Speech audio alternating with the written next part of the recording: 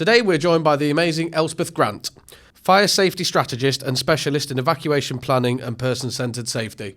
Thanks for joining us today, Elspeth. Good morning, and thank you for inviting me. It's nice to be here. Welcome to Firewatch, Elspeth. We wanted to start by asking you what drew you into fire safety and person-centred evacuation work? Well, it was all a bit of an accident. It was a sort of, you can either say right place, right time, or wrong place, wrong time. I was actually a director of an RMO when the fire safety order came in. And I was already founding director of AAA Solutions, very much focused on access into buildings. But when we did accessibility assessments, we also always did the journey out of the building. So when we did an assessment, although we were assessing against Part M, because when we first started, Part M was just coming in, we would do what happens if. So that was always embedded. And then the good old fire safety order came, and I can still remember the silence round the room as the legal advice, all the RMO directors came from a commercial background. So the first thing we did was to go and take high-level legal advice. And back it came. This is a personal responsibility to do X, Y, Z. And I'll tell you, there was definitely a very long silence as we all looked at it. And in 2009, we then moved into doing letting contracts for fire risk assessments, seriously starting to look at evacuation planning. Now, I've worked with disabled people in varying degrees since I was about 14. And passionate about maybe not just equality, but equitable. So actually making sure that everyone has the same right of safety, quality of life, etc. And I trained as a fire risk assessor for my sins and spent 3 years going around mostly high-rise social housing under the watchful eye of my mentor, Peter Bailey, who's a senior fire engineer and is now one of our directors. Basically, because I believe you're going to let contracts, then you need to know something about what the contracts are about. From 2011, we actually withdrew from doing fire risk assessments, quite frankly, because we felt that we could not deliver a quality assessment for what was starting to be the going rate, sort of, in our view, race to the bottom. So we focused on training and delivered instructor-led training on meeting compliance with the fire safety order and associated legislation and regulations where it relates to disabled and vulnerable residents, and a bit in the workplace. And then in 2019, we made the decision to move across on to distance learning. Now, I love instructor-led. I love the dynamics of instructor-led. But we could all already see that post-Grenfell, there was going to be so many changes in regulations, laws, guidance, that a one-off intervention was not maybe particularly appropriate, because once you finished an instructor-led training course, that's it. Everyone goes away with their course notes, hopefully electronically, and nothing more happens. So what we wanted to have was a training program where people could constantly go back, that could be regularly updated. And the other criteria was that it had to be good. It could not be tick box. So it needed to be accredited.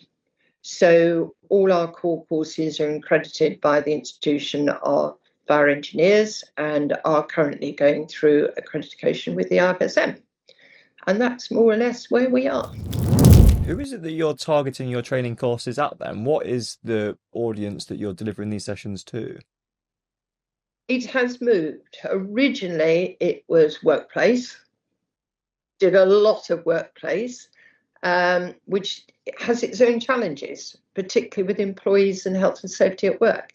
But but we have moved steadily more into the residential, multi-storey arena, public sector, registered housing providers, and ongoing support in that area. What is it that you think has inspired that change then?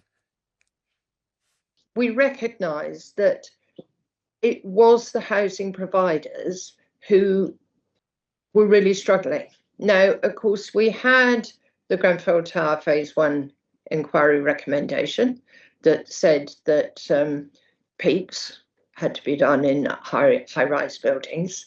But of course, peaks have always been a legal requirement since the fire safety order came on board. And the problem with the recommendation was that people almost took it as, oh, well, at the moment, it doesn't apply, therefore we don't have to do it. So we spent a lot of time informing, working with disabled people's organisations, which is another thing, working with the Home Office, working groups, to inform and educate.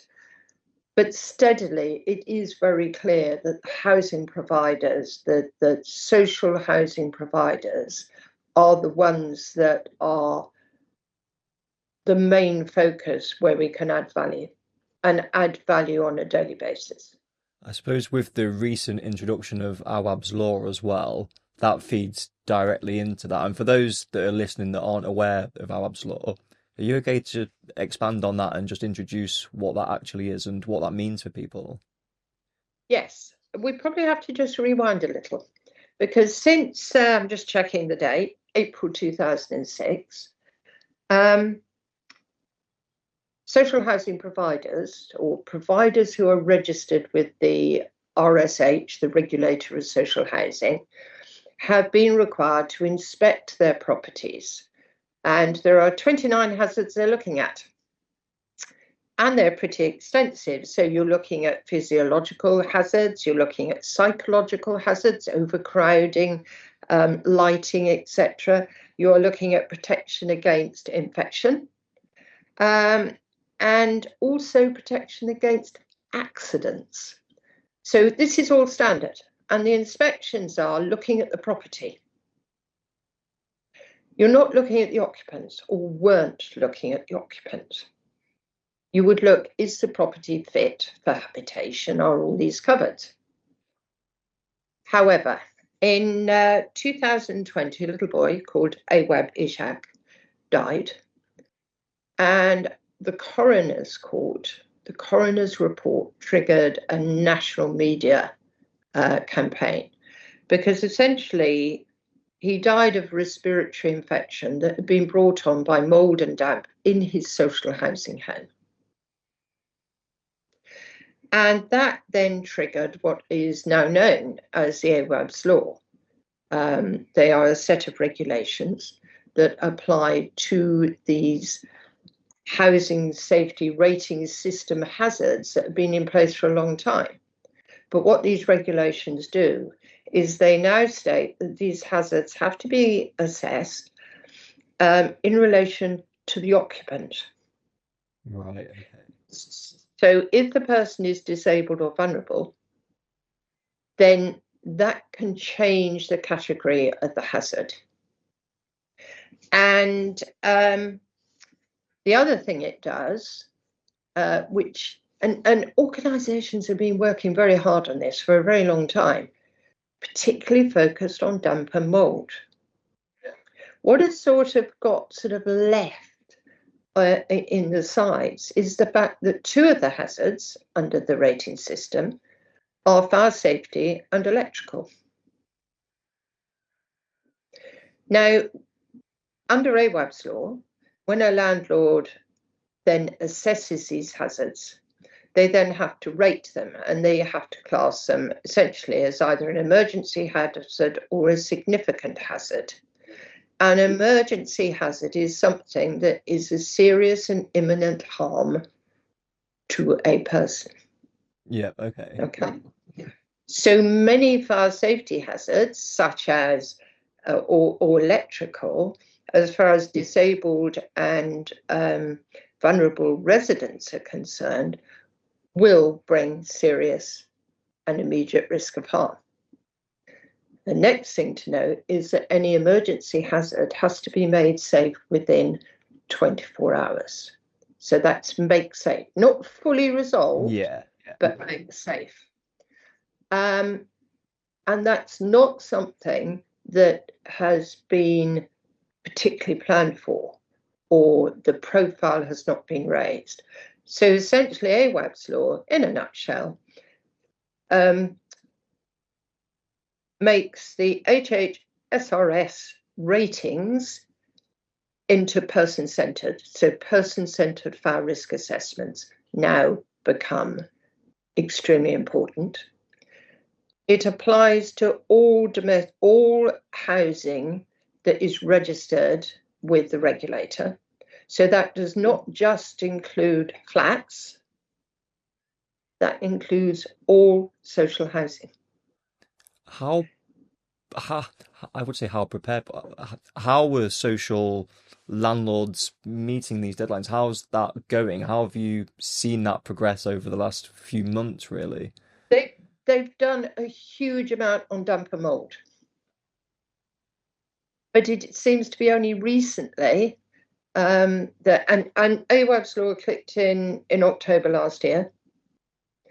And from certainly, and I can't speak for the whole industry, and there may well be people listening who say, well, you know, we're on top of this, and I really hope so, because for me, this is enormously challenging to make safe within 24 hours right across your social housing portfolio. It's enormous. It must put a huge strain on resources as well. It is such a quick response, and yes, and also, of course, the regulator inspects these organisations, so you would expect a housing provider with 1,000 plus to be inspected roughly every 4 years. And this is a full inspection. This is looking at evidence. This is looking at, are you actually doing what you're saying you're doing? Going into properties, talking to tenants. It's really serious stuff for housing providers, social housing providers. They also look at training, and they say, well, you know, is there a training progress in place? You know, is it suitable? Is it accredited? Is it role-based? Are they moving forward with this? And if they fail, we don't like to talk about failing, if they don't meet the criteria, then there are 4 grades that the regulator can give them. That's category 1, category 2, category 3, and category 4. Now, you might have seen in the press recently, council was downgraded to category 4. Now, for a housing association, that then triggers some very nasty things. One is they have had the potential, and they were downgraded for thousands of outstanding fire safety actions. Now, that triggers, and, you know, at its worst, that is incredibly serious. The RSH, the regulator, can replace the board, they can replace management, they can come in and take full control. And they're just a few of the things they can do. They can also ensure tenants are compensated. right, Think about that. Yes, yeah. So this is a whole new, particularly for the fire industry and particularly for fire safety, because quite frankly, certainly in residential, from what we've seen, and we've been involved in this since 2009, working with organisations, there's been virtually no enforcement, certainly for fire safety, specifically for disabled and vulnerable people. And we now know that the government, these are government figures, not mine, have assessed that 28.4% of residents in social housing high-rise buildings and 16.3% in private high-rise buildings are evacuation impaired. Right, okay. And what does that mean for the social housing provider? Well, that means for the social housing provider, under Awaab's law, they have an awful lot of residents who quite probably are at serious and imminent risk of fire. If there is a fire in their flat or on their floor, and they are unable to even move down, we normally say 2 floors. Coroners' courts are picking up on this. We have heard of 2 or 3 cases where following, and we're not talking about a Grenfell Tower fire type of fire, we are talking about an individual death of a disabled person. And in 2 cases associated with mobility scooters, the coroner's court is saying, well, you knew this person was disabled. What did you do? And of course, coroner's reports also have an effect. They can also incidentally make referrals to the police for further investigations. So this is really serious. So the onus is on the social housing provider to make sure that there's residential peeps in place for these tenants and make sure that there are plans in place so that they can evacuate the building. Well, right. Here we come on to the sort of separation. So if you're talking multi-storey building, which we probably are, you have the fire safety order, which covers the common areas. Domestic premises are specifically excluded from the order. We have the domestic premises, which, if they are covered by social housing, are covered by Awaab's law. But Awaab's law also, the regulations also allow for that sort of crossover. You know, well, where's the boundary? Because it also requires there to be conversations with those, if it's different, and often it's the same person managing the domestic premises or flat and the common area, but there has to be conversations if it isn't. So it has filled in this extra bit. And of course, a person-centred fire risk assessment isn't just about means of escape. It's about everything else in the flat. It's about unsafe cooking. It's about where the mobility scooter is charged, often in the hallway. Is the charging safe? Is it not? Is it off an extension lead, off an extension lead? Disabled people, particularly, and vulnerable people, often have more electrical equipment in their homes, in their flats or their houses. They have profiling beds, they have monitors, so they are more vulnerable. So there are all these things that you're looking at in we'll call it PCFRA, it's a bit of a mouthful otherwise. And it's also good to note that Bupa ANC, I think the actual date, a couple of years ago, was fined over £1 million because their staff was not trained to understand that if a person has emollient creams on them, that they shouldn't smoke. And very sadly, a resident went out in his wheelchair for a cigarette and died in the resulting fire. So penalties are large. Just for context then, Elspeth, so it's down to the landlords and the social housing companies to make sure that they put in best practice for residents for things even out of their control. So, for example, like you mentioned, safe cooking practices, for example. So would that then be down to the landlord to ensure that, I don't know, for example, if someone is cooking chips every day in a deep fat fryer, that they've put something suitable and sufficient in place for that? Yes, I mean, we would say if you identify a risk, you're looking at reducing that risk as much as possible. So yes, you look at putting heat detectors in the kitchen. You're putting in monitored. Fire alarms now are very sophisticated. You have predictive alarms, and these are ones that say, oh, you know, Mrs. Brown on the 10th floor, her alarm's gone off 10 times this week. Now that's a trigger for management to know, might have a little bit of a problem. Yeah. There are so many things you can do to reduce that risk. And the next thing people usually say is, oh, what's that going to cost? It's going to cost millions. Well, if you're actually looking at a risk assessment, you also have to look at what is the cost of not doing it, or potential cost of not doing it. You know, the legal claims. You know, think about RBKC and the TMO. How much are they spending on legal claims?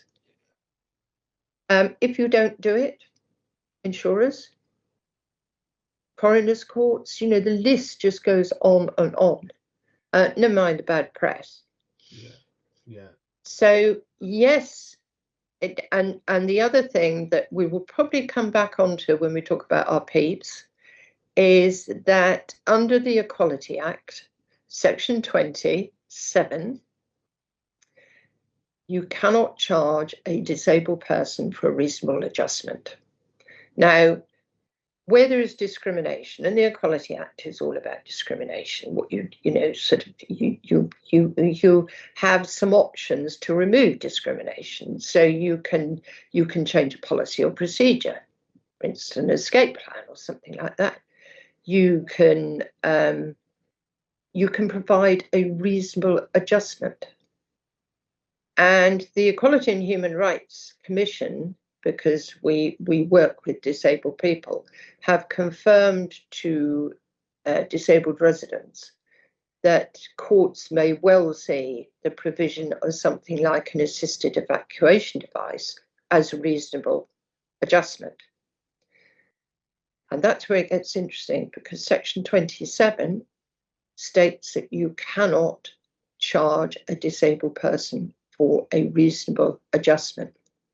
You can charge them if you're changing physical, it's reasonable, but you cannot charge them for something like an assisted escape device, because that is just a reasonable adjustment.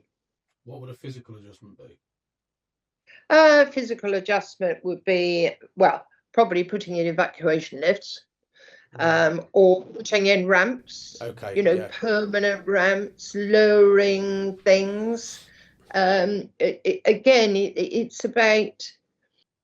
It's about reasonability, and also, as I say, we are really passionate about not just for fire safety for vulnerable people, but also for those who have the legal duties. I am passionate about making sure that they are aware of their legal duties, because many people haven't. And sadly, what we've seen over the years is that many of the good and the great in the industry have not advised responsible people of their legal duties. And then, I think it was February last year, might even have been the year before, the government kindly published the enforcement and sanctions for non-compliance with the fire safety order. And right at the end, Section 10 makes it absolutely clear that if a manager is conniving or not meeting the requirements of the FSO, they can be personally prosecuted. Yeah. Now, I don't know about you, I've never earned enough from my company to risk a criminal prosecution. Now, the other thing to note with that is the higher you are in the decision-making process, the bigger your responsibility, because you can't be prosecuted for something that you have no control over. So if you're a building manager, you're working to the organisation's policies and organisations, and they're saying, well, no, I'm sorry, we haven't got the budget for you for training, or we haven't got the budget, we're not doing assisted escape devices. And as long as you have raised it, then to a certain extent, you've rolled your prosecution risk up. Yeah.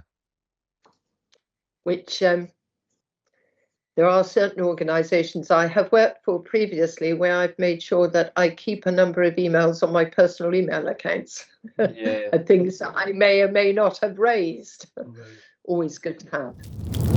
Elspeth, what's the biggest misconception housing providers have about their evacuation obligations? Probably the main one is it's impossible, it's impractical, it's not safe, it's not proportionate.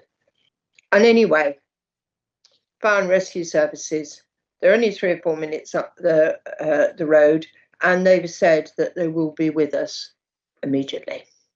That's probably the biggest misconception. Also, that it's too expensive. The cost would be enormous. And how on earth would we know who our vulnerable residents are anyway? Our residents don't communicate. And anyway, nobody talks to each other in high rise. What is the reality of all of that then? Okay. Well, the reality is the legal responsibility is not for fire and rescue services to come and rescue. They rescue, not evacuate. And the legal requirement is that all persons must be able to evacuate the building as quickly and as safely as possible. Now, you can say, yes, but fire and rescue service response times, I think I was reading yesterday, they've just reissued Home Office stats. I think it's average of 9 minutes, 23 seconds. Well, that's fabulous, isn't it? They're going to be there, rescuing the person. Well, University of Leeds, and this was a couple of years ago, 2 or 3 years ago, and Phil Murphy were provided with Home Office instant reporting data, IRS data from the Home Office. And one of the things they were looking at is response times versus intervention times, because of course response time is when those lovely big red fire appliances roll up outside, whereas intervention time is when you enter the building. And what it interestingly showed, at the time it was 7.6 minutes for average response, but intervention in a house or bungalow was quick, probably within 5-10 minutes, because you can deploy quickly.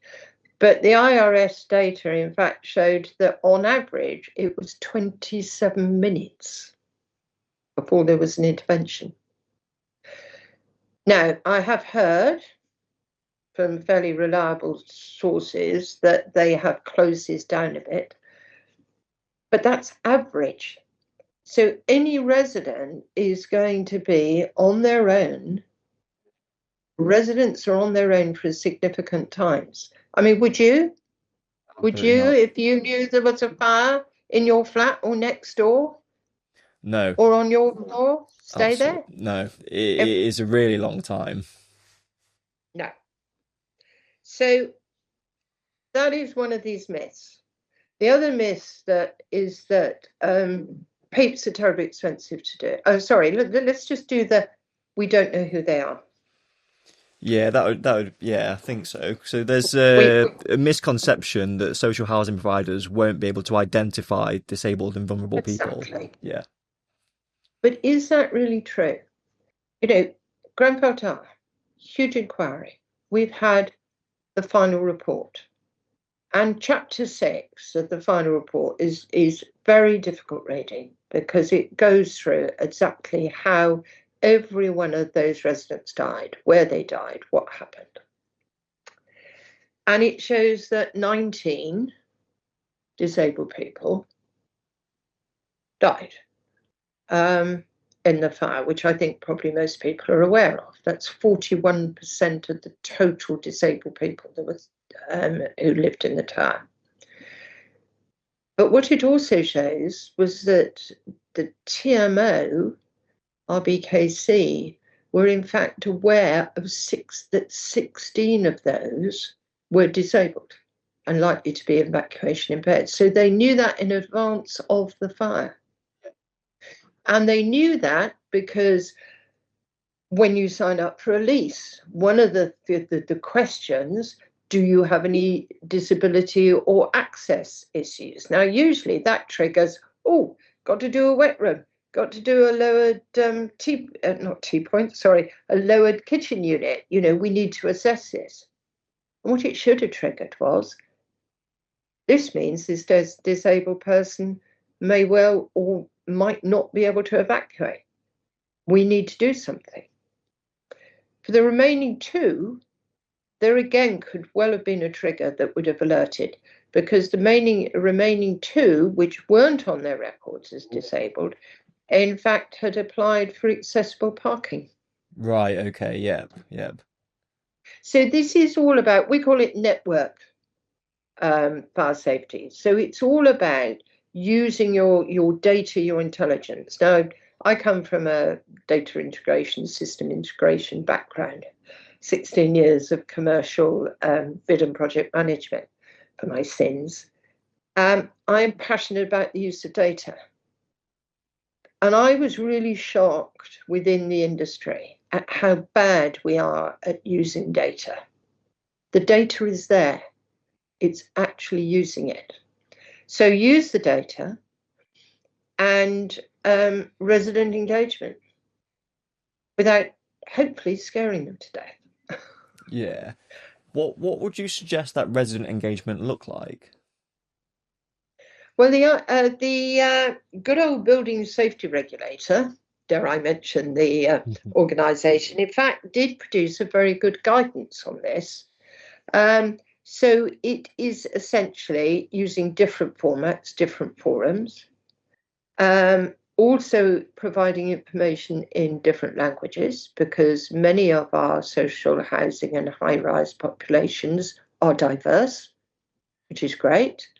It's about reinforcing the message in different ways. And it is part, and this is something that I do think that we have seen a big difference since 2017. And I think the approach to engagement, I speak with many wonderful social housing managers who are obviously wonderful communicators. So and of course we've got a younger generation, very social media savvy. Yes, yeah. Older generations who may or may not, maybe they are, be social media. So it's using all those different methods. We have, a number of organisations that are taking up digital notice boards. I think they're fantastic. What a great way to get information out, immediate information.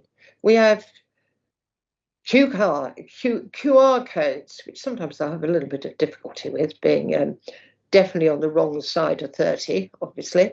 And all of these methods can help us to communicate, engage in a way that people find best. You mentioned another common misconception was cost. Peeps are expensive to put in place. Oh, they cost a fortune, you know. Everything does, doesn't it? Well, we've been doing them since when we first do our first strategies, probably about 2009 again. Yeah. And first peeps. And I have heard this time and time and time again. However, you might remember the good old EEIS Plus consultation, which was the second or third consultation the government did on peeps. And alongside that, they did an impact assessment. So this is all about what is the impact of this equality thing we're going to do. Remembering we are talking 28.4% of residents in social housing. I'd say it is a minority, but not a tiny minority. And buried down in the this impact assessment is an assessment by the NFCC that will take 2 hours to complete a PEEP. We would say if you've got your process right, people are trained, you've got the right type of way of documenting it, that is perfectly achievable.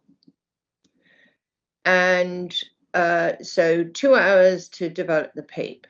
The government also says, very kindly given us an average wage of what they assessed. And I think at the time it was £20.60. Fine. So we can more or less say, hourly rate that, circa, let's keep the maths simple, as I had struggled with maths at school and have struggled ever since. So circa 40, just over 40 quid per PEEP, per resident. If you then apply that to the disabled residents of Grenfell Tower, I remember none of them had a PEEP.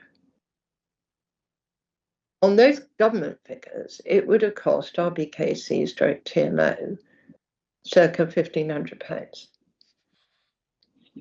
When you put it like that, that really does put it into perspective, doesn't it? Sink in. Yeah. 1,500 quid. If you had then, and remember you can't charge a disabled resident, then spread that across those flats. For the first year, which is the main effort, catch up and do them, it would have put £12 circa, and I'm being careful, I don't want somebody coming back and saying, well, she's got the figures wrong because it's £2 out. Circa £12.75p on each flat service charge. That's insane. Now, clearly, there's a knock-on cost because you've done the PEEP, then you've got to do something. Yeah. But for some of those people, it would have been very low-cost solutions. And for not doing it, and remember that the fire risk assessment means of escape for disabled people, published by the government since 2007, Section 1.1 background. Section 1.1 legislation clearly states there must be an evacuation plan for every person in that building, and it specifically says, including disabled people. And it goes on to say in the same section, the plan must not rely on external assistance by the Fire and Rescue Services. And we've had that published and still is published to this day on the government website. So why is it that we have such a problem? I really have a problem about this, particularly because I'm a relatively old-fashioned, law-abiding bunny. I don't deliberately disobey the law. And yet we have these laws, we have this guidance in place. And then when I talk to people, and obviously many times very experienced people, I quite often get back, well, you see, we take a risk assessment, a risk-based approach to fire safety. And my response usually is, must try that when I'm driving down an empty motorway at 2 a.m. in the morning using my mobile phone, not on hands-free, and I get stopped by the police. I'll say, well, officer, I know it's against the law, but I took a risk-based approach. I'm sorry, I'd still get charged. Yeah, you're quite right. Rightly so. And the other thing that often gets thrown at you is, and you mentioned, I think, about what people worry about doing PEEPs, is the fact that the first thing quite often they say, well, we don't have employees. How can you do PEEPs? Who's going to assist them? Well, we avoid employees like the plague as a company. Even the only time we use employees when we have absolutely no choice. And that is usually a workplace, because you don't have random people wandering in and out, possibly care homes, where it is a secure environment. The reason being, because there's a nasty little thing called the Health and Safety at Work Act. And the management of work, the management of work regulations, of health and safety at work regulations. And part of that is the principle is that you must never put deliberately an employee in danger. So you'd be very foolish to write into a contract, part of your role is to help evacuate so-and-so, so-and-so, and so-and-so. So our viewpoint has always been, if you're using an employee, they are always a volunteer. Yeah. And I often hear, well, you can't rely on neighbours because they might not be there. You know, they might be out. Well, I'm sorry, an employee might be out. They might be on holiday. They might be having a coffee. So you take exactly the same approach with neighbours and friends and family, that you build as big a network as you can and you train them. And the other thing we know from Grenfell Tower, and I despair that we don't seem to be learning, we know from Grenfell Tower that the fatalities and injuries of non-disabled people, of non-disabled residents, went up because they refused to abandon their disabled residents. And in some cases, residents that they barely knew, that had just come in to their flat out the blue. So we know they won't, so it's counterproductive. The next thing is I usually get is, there's risks there. There's risks that they're not going to be there. And I say, going back to the car analogy, I get in my car every day, most days.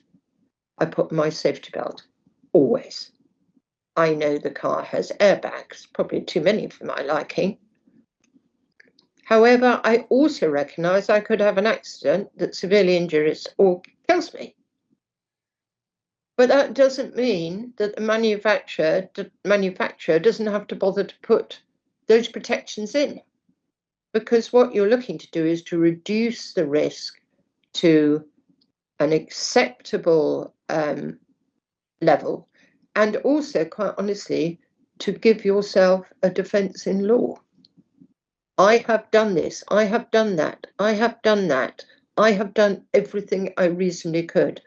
I'm devastated the person died, but this was something we genuinely couldn't prevent. Have you seen in your experience where there's been good intent in putting a policy, a PEEP in place that's not quite transpired in day-to-day implementation as it was intended to do so? Probably the biggest one is use of, going back to the employees, actually, use of waking watches. Minimum wage, usually. Yeah. Might be highly qualified, i.e. ex-fire and rescue services, maybe, ex-firefighters, but they are now employees, whether directly employed by the company or outside. And yet we regularly see, and we train, this is part of what we do in the training, they are employees, Health and Safety at Work Act, as we've already mentioned, regulations. And yet we see policies where they're required to go and knock on doors to alert people to a fire. Now let's just think about this. Your waking watch is having a coffee on the ground floor, even if they're halfway up the building. Are you seriously saying that employee is going to put themselves in danger to run up through a building and back? I cannot believe that is anything other than a breach of health and safety. Concierge, the same. There is only one place. And clearly, if a waking watch happens to be walking around the building and they're on the 24th floor and they go and bang on doors and say, we've got a fire, you need to go out, and then they progress out, and there's nothing to stop them as a volunteer, as long as it's not in their job description, for them helping somebody. Concierge. As far as I'm concerned, there is only one place a concierge should be, and that is out in the car park, ticking off who is out and directing them to the assembly point, and being there to, I'm not sure welcome is quite the right word, but to be there when the fire and rescue services arrive. Yeah. Do you think Not part in the building. Sorry, I was just going to ask, do you think part of this is because it's sometimes more of a tick box exercise rather than genuinely wanting to improve the safety culture? I think it's a mixture. I think it's if you look at the industry, you have incredibly experienced fire people. In the property management, you have incredibly competent, or you have incredibly knowledgeable people who manage building, housing. You then have another section of people who are accessibility consultants who know a lot about disability and how access and buildings work. They are all governed by different bits of the law and different regulations. And for me, they're all stovepiped. So engineers, fire people, yeah, we all know about, should know all about the fire safety order, etc., all the guidance, BS standards, housing, know about regulator and social housing, and the same with accessibility, know about Part N. The difficulty we have with fire, it crosses all of those. And therefore, people don't necessarily realise that if you're going to use employees under the fire safety order, there are ramifications on the health and safety, and that's where the issue lies, I think. I think there is an element at times of what really has changed. We have all these regulations, etc., but things are changing. The regulator of social housing with Awaab's law, it's not going to be immediate. And people do need time, even though you can say, well, you should have been doing this anyway. People do need time to adjust to get, and this is all about evidence, documentation, audit trail. Can you prove you've done what you've done? And the same for fire risk assessors. Elspeth, moving on now to residential PEEPs that come into force in April. Might regret the question here, but what's your opinion on that? I think it's going to be immensely challenging for housing providers, but for all the wrong reasons, not the right reasons. Residential PEEPs regulations are the government's response to the Grenfell Tower recommendation that was supposed to protect people. They brought the regulations in under the fire safety order. And if you've been listening intently earlier, of course, you will be aware that the fire safety order excludes domestic premises. So residential PEEPs only applies to the common areas. Challenging. I think about that. Residential PEEPs is all about person-centred fire risk assessment. I'm not sure how many times. And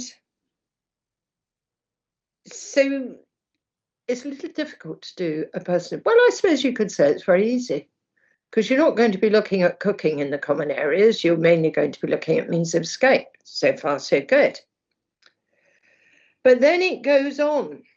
And it says things like, well, if you see a hazard and it needs mitigating, you've got choices. Organisation pays. Or you can say to the person, you need an assisted escape device. Well, it's going to cost you this much. You, as a disabled person, are going to have to pay this. Remember what we said about the Equality Act? Yeah. Reasonable adjustments. Yeah. Prohibited is the word. And yet here we have a government regulation that actually states that you can go and charge a disabled person essentially for a reasonable adjustment. But it gets worse. Now, we're talking about social housing here. Let's say a social housing resident. Probably not a lot of spare cash. So you say to the resident, right, well, we believe, you need this certain assisted escape device for the physical environment and for your impairment. It's going to cost you X, Y, Z. And the resident goes, I can barely afford to eat. Yeah. Or maybe he says, on your bike, mate. The regulation then goes on to say, and you're going to really love this, then the hazard doesn't have to be mitigated. Wow. So that person is then left to their... Yeah. So at this point, we have a person with legal duties who now knows about hazard, right? They know it's documented. And now they're not going to mitigate it. So if there's a fire and somebody dies, what will the coroner's court approach be? What will the insurer's approach be? The list goes on and on, but that's what that clearly says. You do not have to mitigate if the person is unwilling to pay. But let's take this a step further. Building manager has gone in, or the disabled person suddenly realised they're going to burn to death if there's a fire on their floor there. So now they're deeply worried. Maybe it's granny, or maybe it's a young person.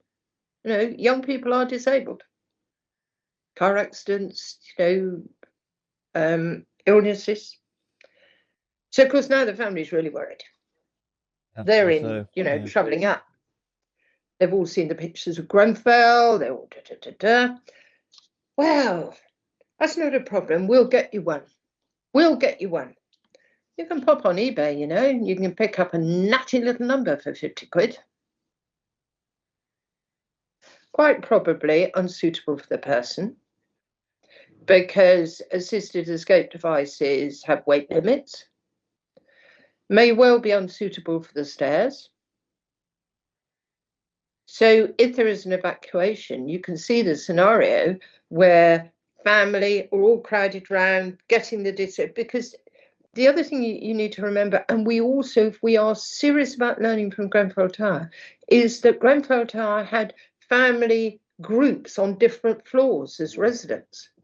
So now they've all rushed down to help, and they're using this evacuation chair for, somebody who may be quite ample, but it's an evacuation chair not suitable. So you then have a situation where the chair, the device collapses, or even worse, they bought something that gets stuck on the dog leg.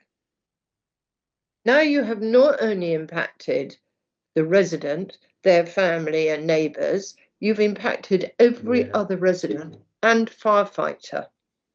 I mean, it's not even just the equipment, is it? It's the training that goes with it. They're not going to know how to even use them. And, I actually worked, not something we really planned on and tried to avoid, but I and my husband both worked, when I was a director at the RMO, in the same corporate office on occasions. Yeah. Only on occasions. We tried to stay apart. Now, it seemed very weird to me that the fire industry, when I moved into the fire industry, that while I was in the office, I would be considered perfectly capable of being trained to be a buddy or a technical evacuation assistant. And yet the second I walked across the threshold of my home in a flat, I suddenly wasn't considered responsible or capable. I'm the same person. I have the same, abilities. I've heard that time and time again. Oh, well, you can't rely on residents. They wouldn't do it. Well, Grenfell Tower disproves that. The temporary change to simultaneous evacuation guidance recognises that residents can manage the evacuation. It's unnecessary. And essentially, our view and the approach, the principle we take is that any evacuation strategy, including disabled people, people should be out of the building or virtually out of the building by the time the fire and rescue services are ready to intervene. And the NFCC, I'm pretty sure it was the NFCC, did some research into this. I think it was 4 or 5 years ago. And in London alone, in just over a year from memory, 8,000 people self-evacuated either before or during a fire and rescue service intervention. You know, people are no longer particularly staying put. Yeah. And who can blame them? What are you seeing the response as from people that are affected by these residential peeps then? What are their thoughts about this coming into force in April? Well, I don't think... Do they know? I'm not sure they even know, because there is also another anomaly. I mean, you really couldn't make this up. And in fact, I had a meeting with Florence Shalomi and Inclusion London last year before this even hit the statute books. There's another anomaly. 3 times in the regulations, consent is required from the resident to share information. Right. So you can say, GDPR, of course. Obviously left hand, right hand. Because in March of last year, the Data Use and Access Act 2025 reached the statute books. And that act, and this is primary legislation, and we'll just come back to that in a minute, says that sharing of information without consent is acceptable for safeguarding and emergency response.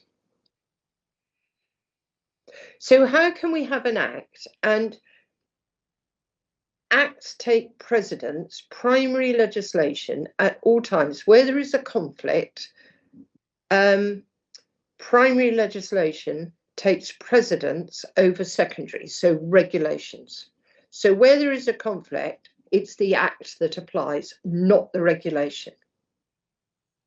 So we now have an RPEEPs, a regulation that, as far as I'm concerned, makes no rhyme nor sense. Yeah. In fact, it's downright dangerous for the responsible person. And certainly the ones I have been in contact with, said we wouldn't get the resident to pay anyway. They absorb the cost. How can that be? So, Elspeth, we've come to everyone's favourite time in the podcast. It's our burning question. The burning question. So this was left for you by the fantastic Crystal Danbury, and she has asked, do you think you can win in leadership or lead an organisation to success if you don't truly believe in the product or service that you provide passionately? Absolutely not. And that's the end of the podcast. That was easy. No, please carry on. Absolutely not. For me, you have to be passionate about what you do, as long as you don't allow that passion to interfere with the purpose and focus. I also believe, as one who, if anyone, and I hope you haven't looked at my CV, will have seen that I have, like many of us who have been wives and mothers, my career has taken many different turns. But I have also always believed that if you don't enjoy what you're doing, it is time to move on and find something else to do, because it will infect everything you do if you're miserable at work. And let's face it, most of us work very long hours. We work hard. We probably at times see more of our colleagues than we do of our families, which is sad. So if you're not enjoying it, stop doing it. Go and find something else to do. Good advice. Perfect answer. What is your burning question for our next guest? My burning question is, what has been the biggest missed opportunity in your life? That was a thought-provoking question. Thought-provoking question. Elspeth, thank you so much for joining us today. It's been an absolute pleasure. It's a pleasure. I've enjoyed, as always, joining Safe Links, and have a good weekend. Yes, you too. Thank you. Take care. See you soon. Bye. Thanks for listening. If you enjoyed it, don't forget to like and follow.